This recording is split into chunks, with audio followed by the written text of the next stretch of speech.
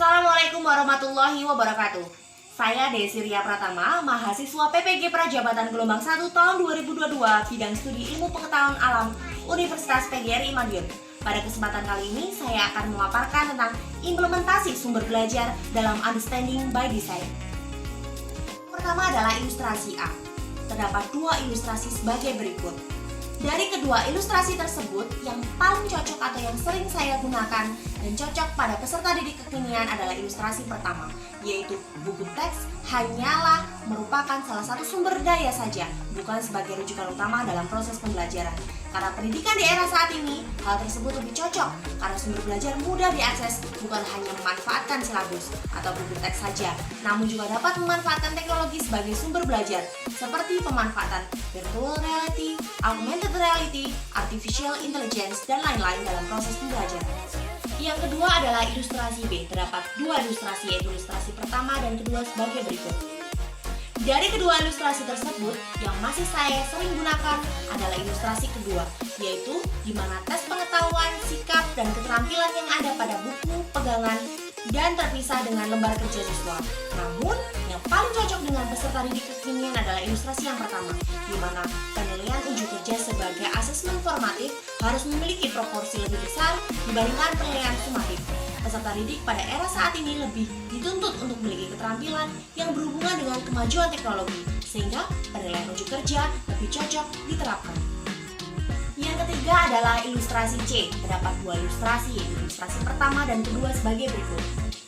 Dari kedua ilustrasi tersebut, yang sering saya lakukan dan lebih cocok pada peserta didik kekinian adalah ilustrasi yang pertama, yaitu buku teks digunakan untuk mengungkap, menyoroti, dan mengeksplorasi pertanyaan-pertanyaan penting dan tantangan keilmuan yang mendukung kinerja inti dalam subjek, yakni buku teks digunakan sebagai pemantik peserta didik untuk dapat mengeksplorasi konsep-konsep yang mereka pelajari dan yang mereka ingin ketahui, untuk kemudian mereka kembangkan pengetahuan tersebut melalui berbagai bahan ajar lain yang memanfaatkan teknologi seperti virtual reality, augmented reality, maupun artificial intelligence dan lainnya.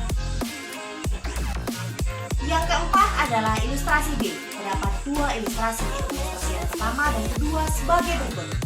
Dari kedua ilustrasi tersebut, yang sering saya lakukan dan lebih cocok pada peserta didik kekinian adalah ilustrasi yang pertama, di mana pemanfaatan buku teks atau bahan ajar menyesuaikan dengan tujuan pembelajaran, bukan berdasarkan pengeboran pada buku tersebut. Hal ini lebih cocok dengan penerapan kurikulum merdeka saat ini yang memberikan kebebasan bagi guru untuk menentukan tujuan pembelajaran mereka terlebih dahulu. Yang kelima adalah ilustrasi E. Terdapat dua ilustrasi. Ilustrasi pertama dan kedua adalah sebagai berikut.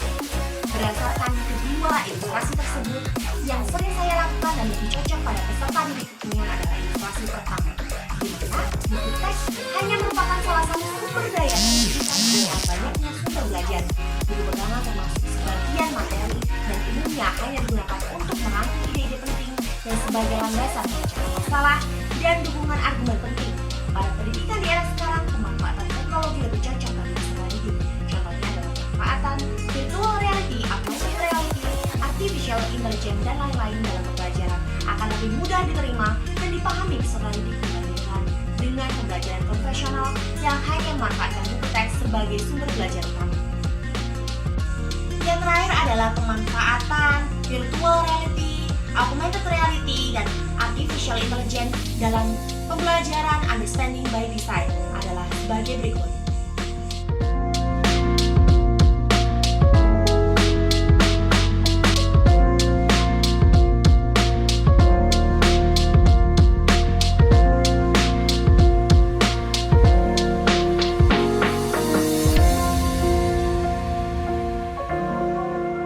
Demikian pemaparan saya terkait implementasi sumber belajar dalam Understanding by Design. Semoga apa yang telah saya sampaikan dapat bermanfaat.